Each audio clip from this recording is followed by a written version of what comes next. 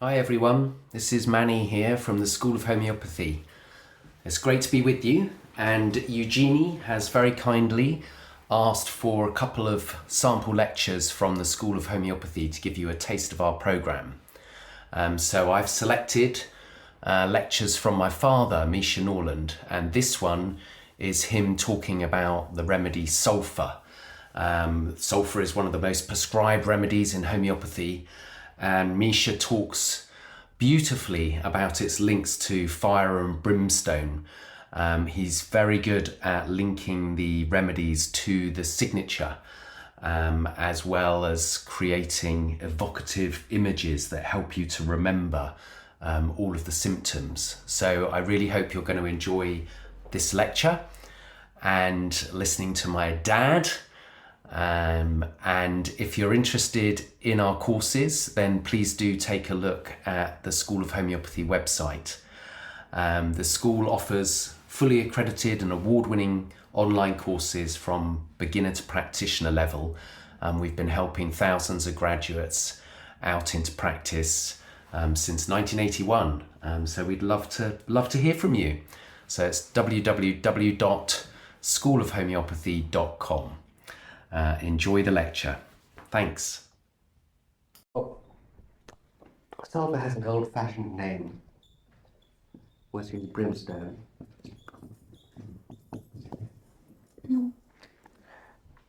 Brim is Old English for burn. Burning stone is what it means. Brimstone.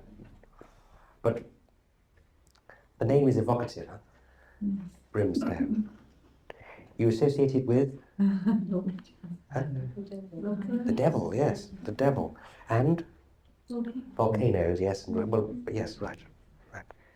Yes. Sulphur and brimstone and the devil and fire, huh? And things underground. Fire underground. That's the association. Of course, in the center of the earth where the magma is, there is not sulphur. And in areas where there is a lot of activity, where plates are colliding, we have volcanoes. And a tremendous amount of activity, of movement, activity, and time when heat, or rather the outer layers of the earth are exposed to the heat of the interior. Under those conditions, some of the minerals which are rich in sulphur begin to decompose, and sulphur vapor is liberated to the surface. And it's then that around the cracks and the fissures, not usually at the vent itself, but peripheral to the vent, around the cracks and fissures, sulphur begins to crystallize. You think of a spouting volcano, of heat finding an exit point. And then think of, and where sulphur occurs, is in the little fissures around the edge of the great spout, the little cracks, where the escaping gas is slow enough to have a chance to cool down and condense, forming these crystals.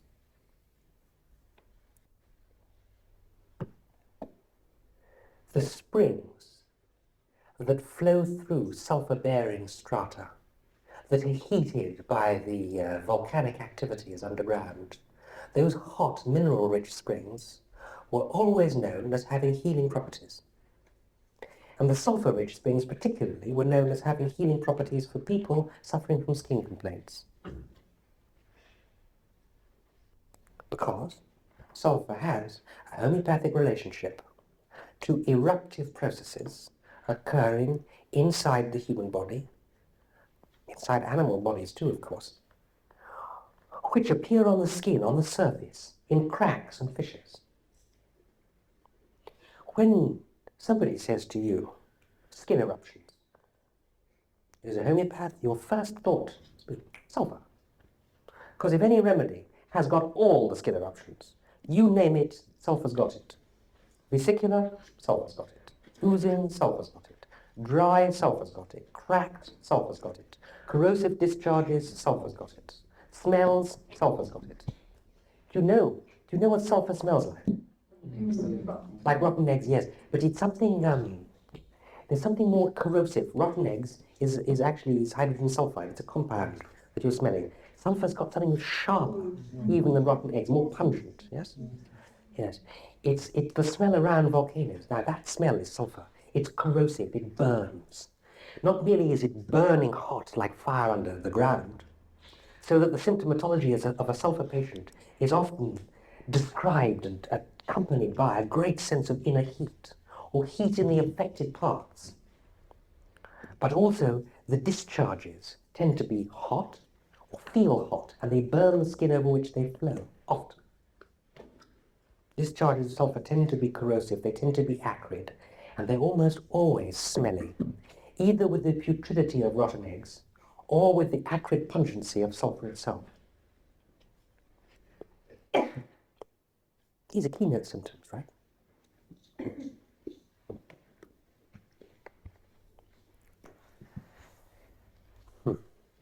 Now, I am going to jump around, between physical symptoms, emotional symptoms, mental symptoms, because it's the easier way for me to operate. Because instead of schematizing, which you will eventually do when you write out notes, you may schematize, but I want to work by association. So what I'm going to give you is going to be a terrible jumble.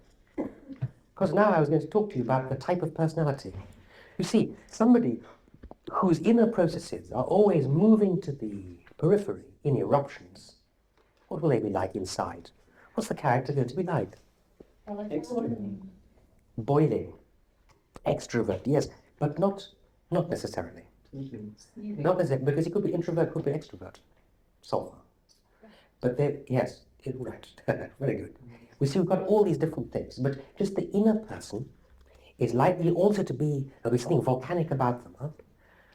There'll be heat rising out of them. And the form of heat that is typical for sulphur in the mental realm is actually ideas.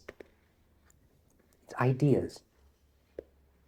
It's energy taken into the mental realm. A superabundance, an excess of ideas.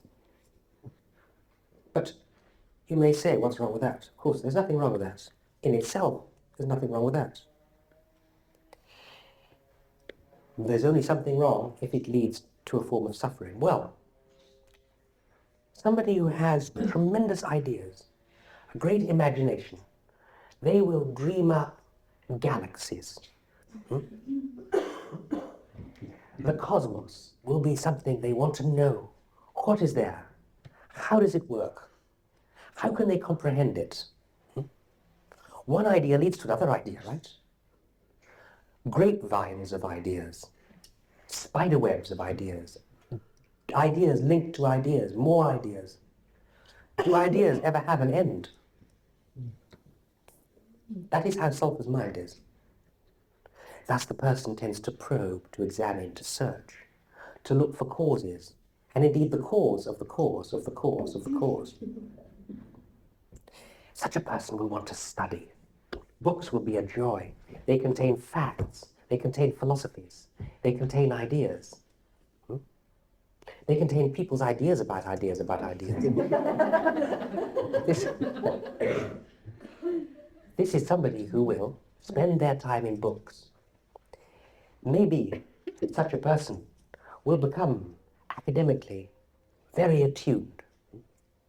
See, there's your schoolboy in the classroom, and the teacher says, can anybody tell me the answer?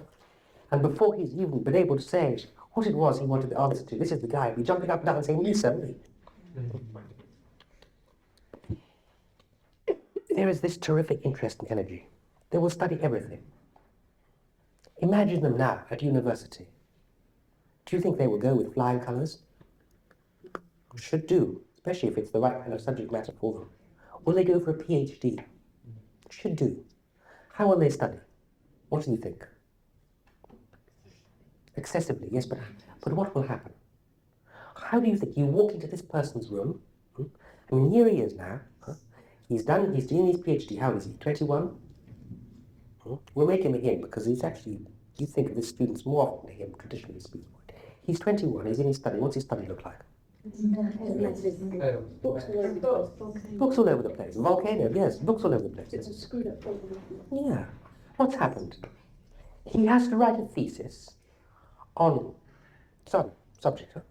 Well, he reads the books that are related. His professor says, these are books that I advise you to read. He reads the books. But as he's reading, there are footnotes, and the footnotes say, you should see this book, so he gets that book. And he reads that book, which has footnotes, so he has more books. And pretty soon, everywhere there are books. And because of his way of studying, he will read something, and then he will get into something else, and he will go over to another section.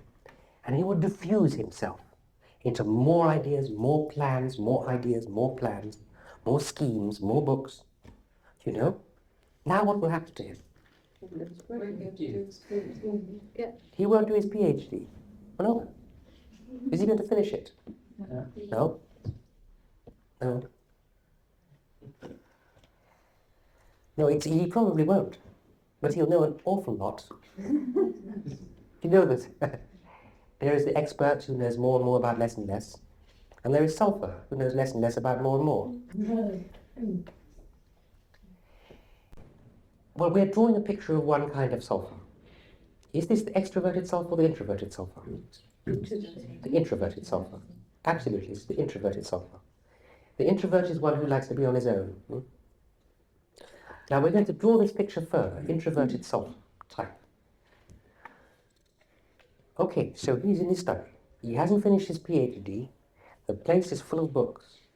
Not returned to libraries. Oh, yes. The tickets are fines mounting up. Does he pay the fines? No. Could he pay the fines if he wanted to? No. Where's he going to get the money? What from? Well, he hasn't earned any money. He's been in the land of ideas, not the land of practicality. Yes, he has no money. Has he got a wife? Well,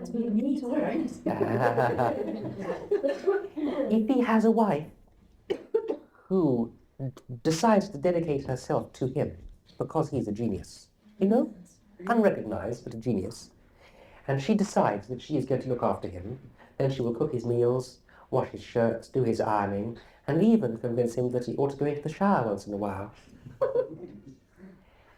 And then he will give the impression of being a nicely turned out, tidy, respectable person. But this day and age, you think he will have a wife who will look after him? Is it likely? No, not really. So how... The time has passed, yes. He will be dirty, he will be scruffy. Kent, when you read Kent's Sulphur, you will see a beautiful picture of this kind of sulphur. She describes as the ragged philosopher. Stooping-shouldered, ragged philosopher. He's dirty. He has worn the same shirt for 35 years. His mind's not on shirts. He is thinking rather about the Lord of creation. And asking the question, who created the Lord of creation? Everything is in disarray. Nothing is paid for. Nobody recognizes him because he hasn't actually done anything. As they say in America, he is a poor actualizer. Have you come across that phrase? Good in the theory, but bad in the actuality. Now,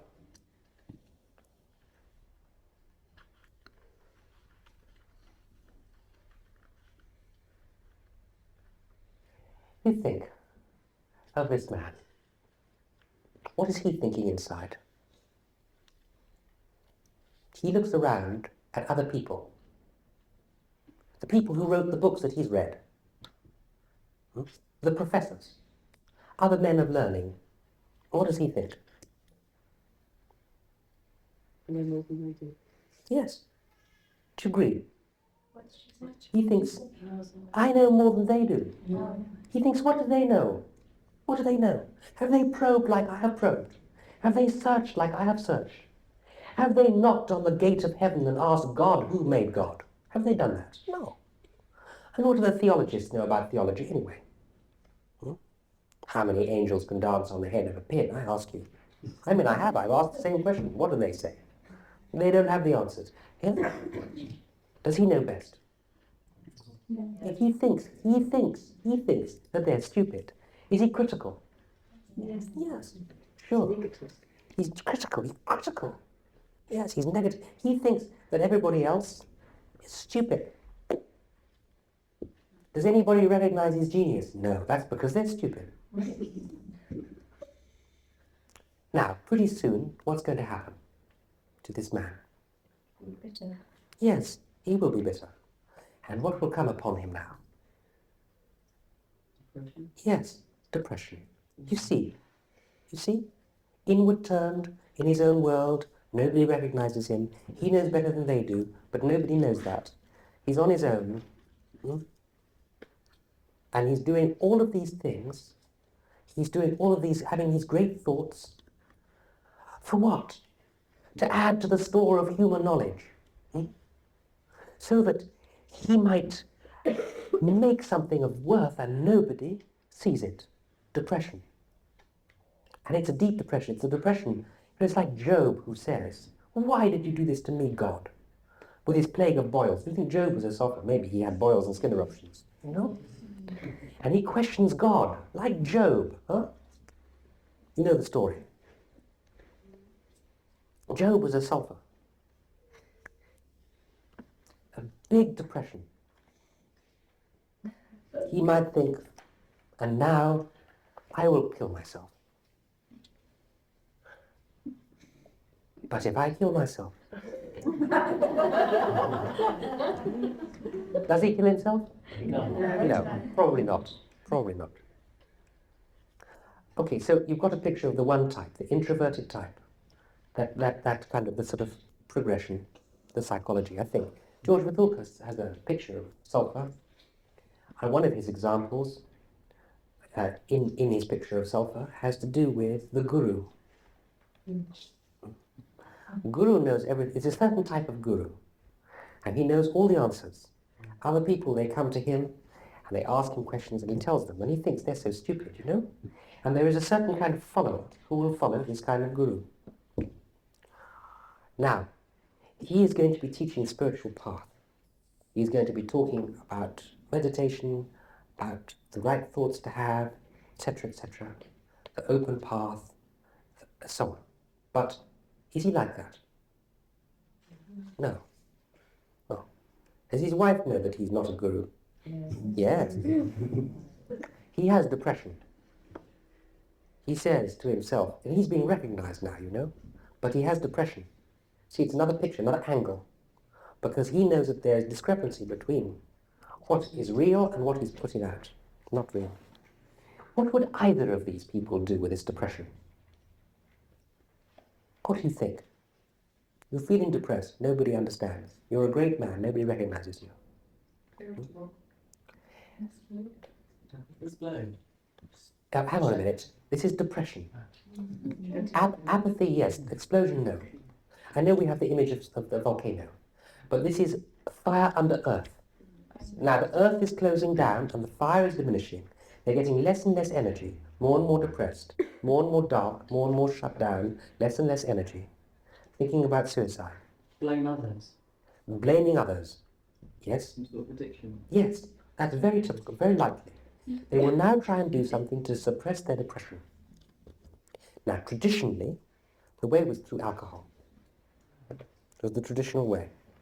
If you see Pisces coming up here with all the ideas, the diffusion and the drugs, don't get confused. You see, people who are homeopaths and astrologers often say, look, here's a badly aspected Pisces. True, it may be. It may be. But this is sulphur we're talking about. This person may easily take to alcohol, and their favourite form of intoxication is whiskey. Number one. Wine, they like very much. Brandy too, but whiskey is the one. And this is said because we often find that whiskey addicts need sulphur at some point along the way. It's one of those peculiar relationships, like whiskey and leadham, whiskey and sulphur have this particular affinity. The reason why I do not know.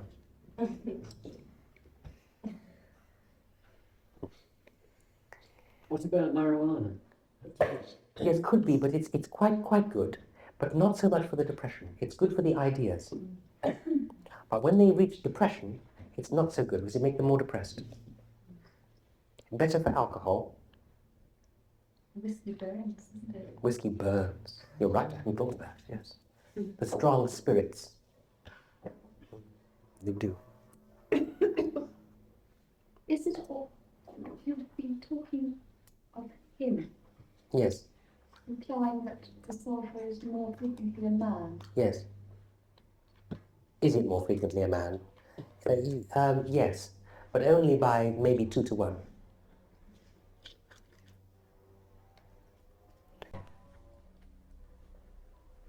What will this kind of sulphur be like physically? Thin, very intense eyes. And the stooping shoulders that Kent talks about. Okay, that's the type. That's the type. Stooping shoulders tend to be lack flesh. They may be puny. As children, they'll often be puny. They might even have a slightly, that sort of like the Biafra belly, a little bit. Not as much as calcarea or silica, but just a little bit puny. They often will have skin eruptions. It's very, very typical for that. If they're children, they'll have eruptions along the hairline, very often, in the folds, in the creases, behind the ears, and very often they have eruptions around the margins of the eyes. This goes for all sulphur types, by the way, both types.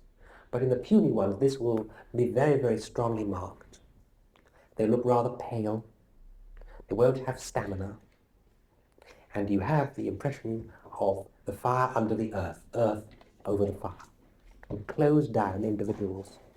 The vital force is running at a very, very low ebb. The energy is low and depressed. Now, the other type of sulphur is quite a contrast. Here we have more extroverted, more energetic, more forceful personality. Their stature is different, they're more rugged, more square set, have a better colour. In fact, their colour is quite likely to be over the top, too much redness. They have very red lips. In fact, all the mucocutaneous borders. I've baffled you there, haven't I? Where the outer skin and the inner skin meet, these areas will tend to be very red. Lips, the rim mucocutaneous, where the mucous membrane and the cutaneous, which is the skin, meet. The rims of the eyes, the lips, the anus, the tip of the penis, the vulva, even the ears sometimes inside. But that's not so obvious unless you look with an otoscope. All these places are likely to be very bright red.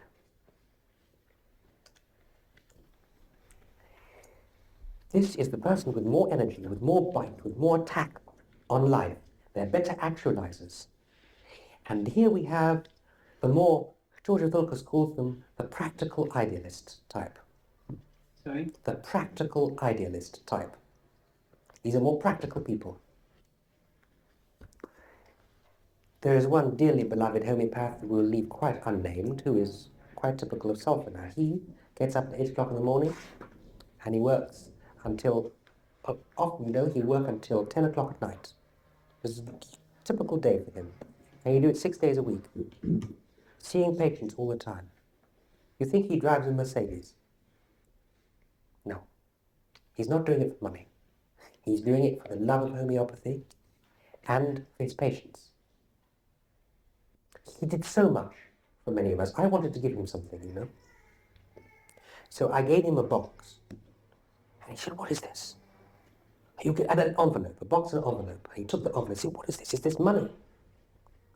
I said, "No, I wouldn't give you money." The idea of giving such a person money, they don't want it.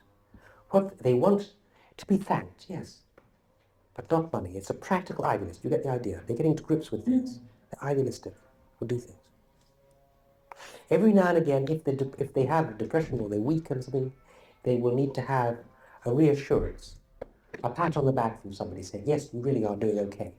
The student here, this student now, will be better at games. Imagine the first one at games, not good. They have more bite, more ability there. They really will jump up and down because they're more extroverts now. I know the answer. They've got more energy. They might finish the thesis. They might go into business since they're practical. or going into being a doctor, fine, anything that will make use of their considerable mind, their interest in gathering ideas, gathering facts, bringing things together. They will work hard. And as I say, they will need recognition, they will need praise. Are they happier generally than actually getting stuff done? Generally. They tend not to have these great depressions, the suicidal thoughts. The depression will be less difficult for them to bear. Now, how will things look for this person? You walk into their study, what will you see? Order, yes. See, there's another doctor I know who is a sulphur. You go into his office and everything is ordered, apparently. But he opens the drawer to pull out a piece of paper. There's chaos.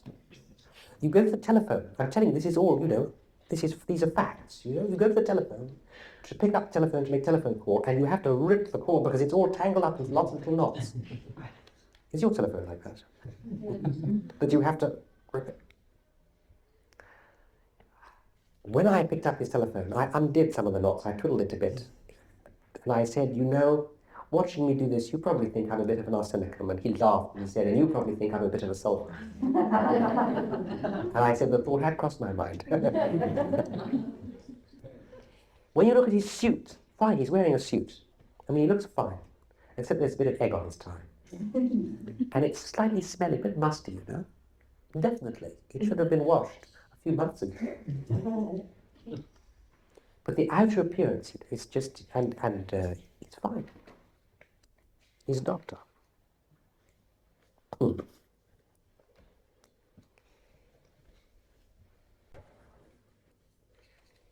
see, all the books say, sulphurs, they don't like washing. They don't like taking baths. They're dirty people. Why do they like taking baths? Because it irritates their skin eruption. Terrific, terrific. But if they're going to take a bath, would they take a hot bath? Yes. I've cheated you. I've fooled you. They will not take a hot bath. They are hot people and they do not like heat. In this case, external heat troubles them. They don't like it. If they're going to have a bath at all, it will have to be quite cool. So actually, they like to have showers. This will be much, much better for this kind of person. Because you can jump in a shower and it can be quite cool and you can jump out of it very, very fast. And that will be okay. A hot bath, if they've got any eruptions at all, would aggravate them on two scores, 1 water and 2 heat. If sulphur has got a headache, they can have such a bad headache. As I said, heat on the vertex, but just a terrible headache. If they have that, then cold water will ameliorate them. Cold. If they could put their head in the freezer for a while, they'd be better. But maybe what they will do is open the cold tap and put their head in cold water. They're very aggravated by heat. They don't like sunshine. When we say aggravated by heat, we mean it big. You know the person in the winter, and you have one of those beautiful clear days, and the sun kind of streaming down. Everybody's out there enjoying it except sulphur, who gets a headache. Sulphur has a headache on their day off. It always says that. Sulphur headache has a weekly periodicity, usually Sundays. The Sunday is usually the day of rest. Why? They're not doing their thing. They're not doing their thing. No, they're probably at home with their family. And they'd much rather be in their office dreaming. But there's another reason too, which is Sunday morning they probably sleep in. And sleeping in is very bad for sulphur. They have a terrible time. They wake up in the morning often at around 5 o'clock is a bad time for sulphur. And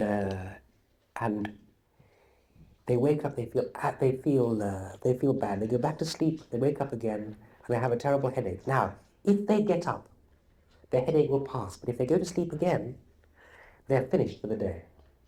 The most terrible thing for sulphur to do is to sleep in. And yet, all the books say they love to catnap.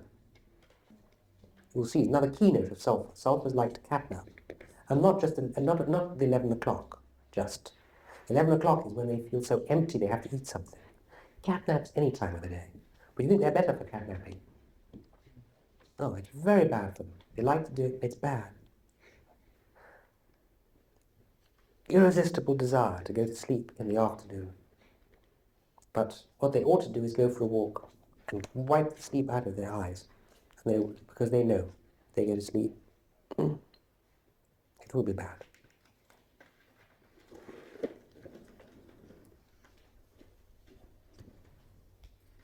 Misha, aggravated by heat or aggravated by sunshine? Both.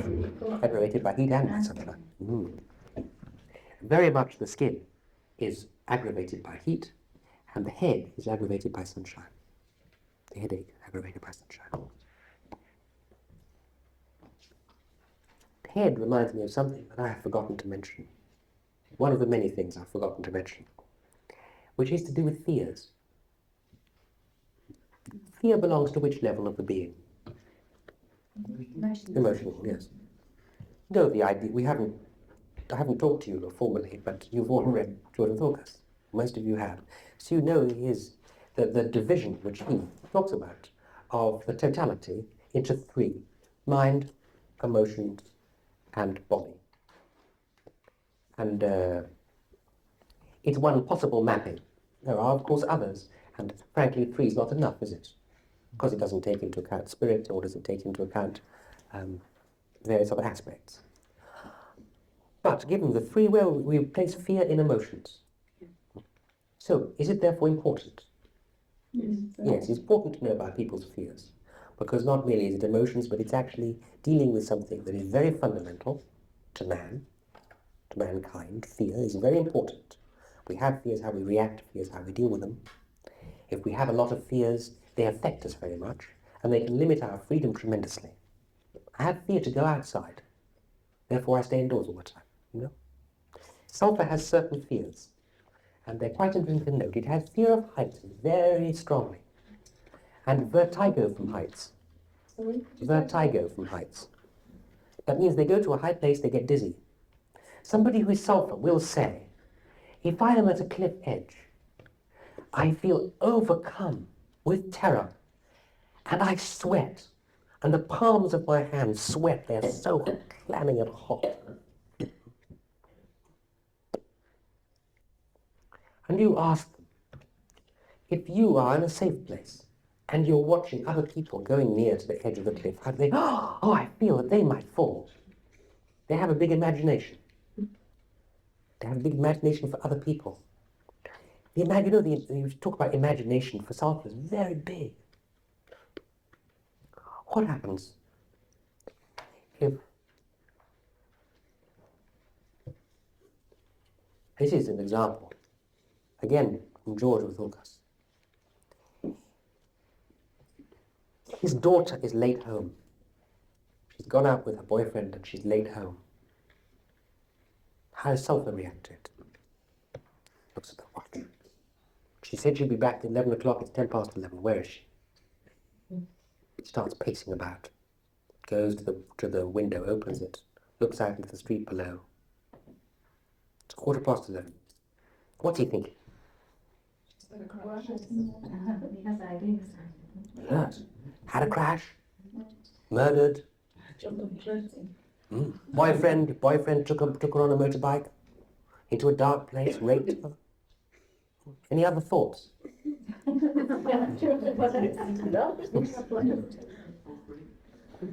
She's going to be pregnant.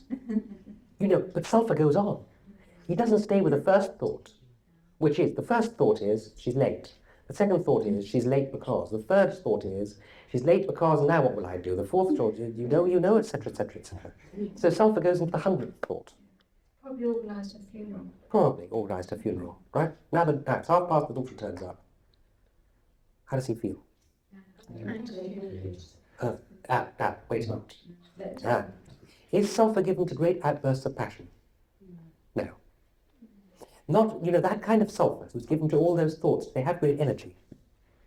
And we said that kind of sulphur, who has that kind of imagination, is the first type more than the second. The one who will really do this the most. They don't have that much energy, and they will tend not to erupt in so much anger.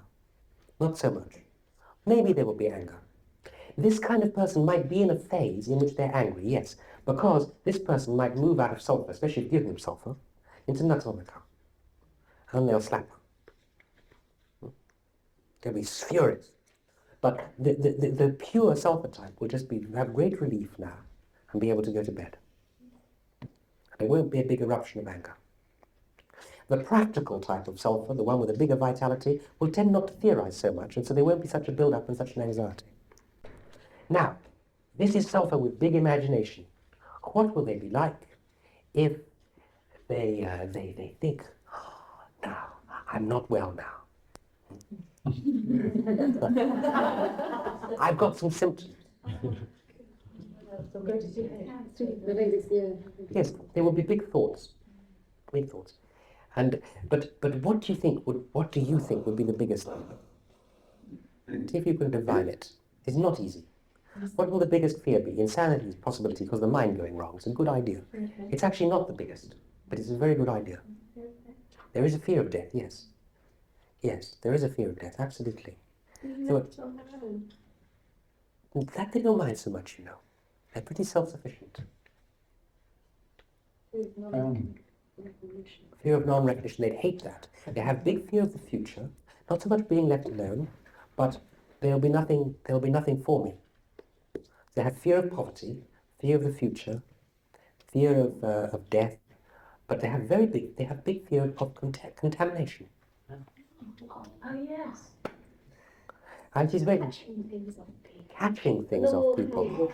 Yes, that's right. Very good. Now, George makes a very big thing of this. It's something I didn't realize about sulphur at all till George pointed it out to me, for which I'm very grateful. It's in the repertory as having that, but it's very, very big. And with sulphur, it's a fear. It's not so much hand washing, which is more disciplinarian. An obsessive need to wash the hands is disciplinarian. But there is a terrific fear of contagion. If there is a don't touch, yes, that's right. If something's dirty, they might catch germs off it, and then they will have to wash. So it's quite practically based in a way. I touched something dirty, now I must wash. If you touch me, now I will have to wash, because your germs have come near me. If you sneeze, I might catch something. This is the very big fear. Even though they don't like washing themselves. Even though they don't like washing themselves. And the fear can be so big that it will override the aversion to washing. And they will wash for They that. don't mind their own dirt. They don't mind their own dirt. George says there is so much dirt inside that they cannot tolerate any more dirt outside. I think the word he uses is filth. Sulphur can be, the first type of sulphur, the one with low vitality, can be so dirty, so smelly, all the smell, everything about sulphur is smelly. The discharges are smelly. The feces stink. And they don't like their own smells, very, very strong. But sometimes you have a perversion of it, you know, sulphur will smell their armpit and like it. But they love themselves, you see, that way. But that's the polarity.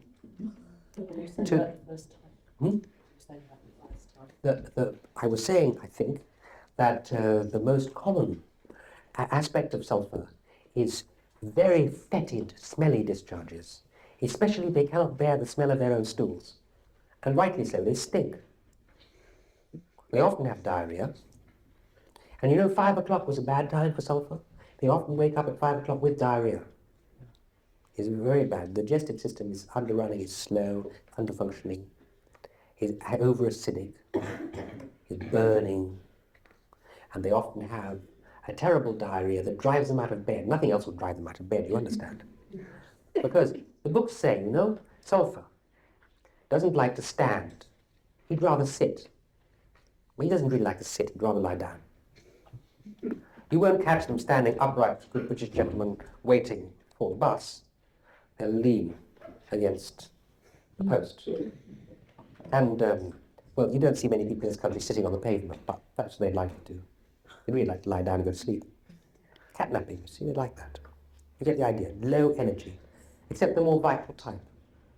They might be better that way.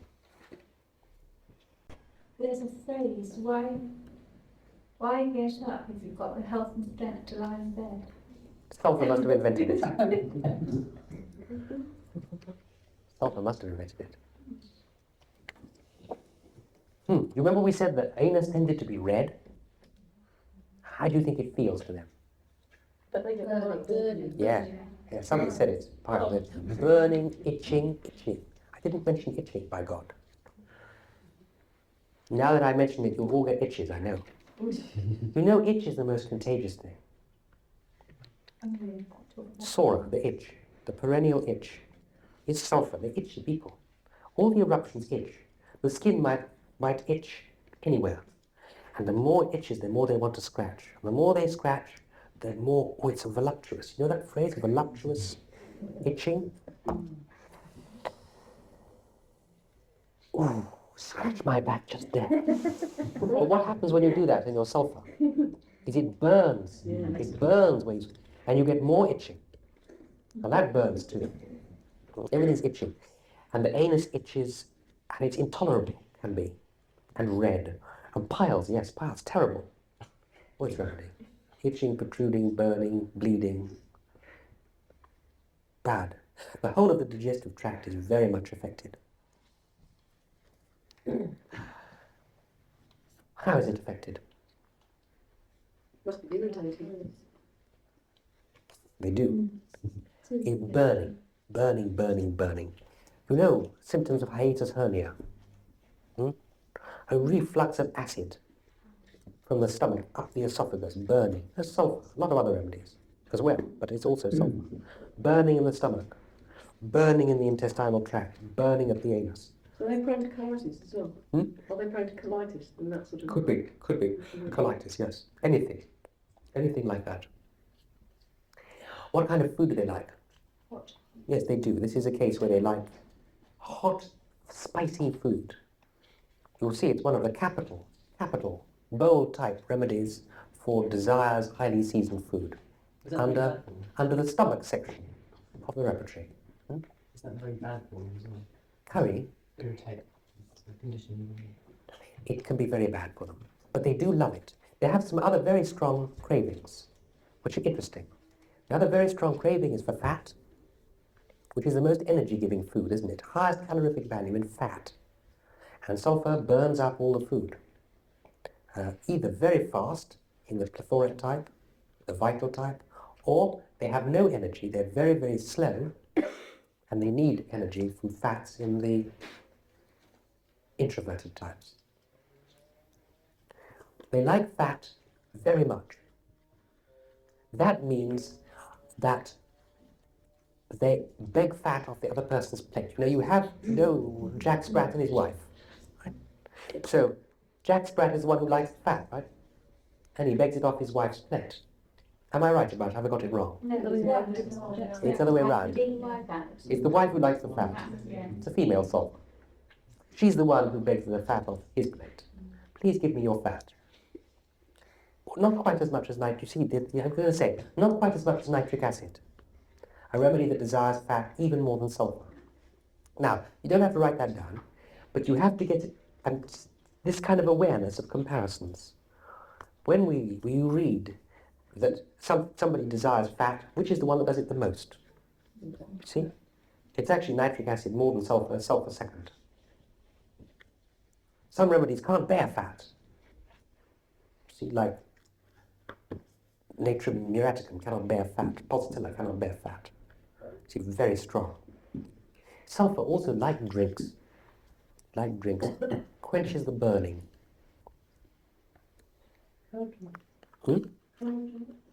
Cold drinks. Misha, what fat is the difference between meat fats and butter fats? Yes, we're talking about meat fats. When the repertory says fat, they mean meat fat. They don't mean butter, and they don't mean oil.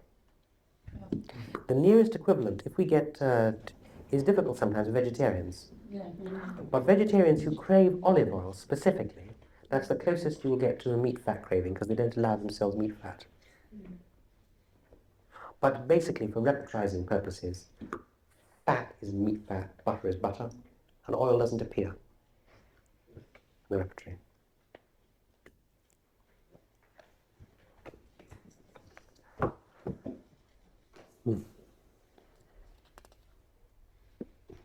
Let us get some more of these modalities of sulphur? A modality is what? Anyone define for me?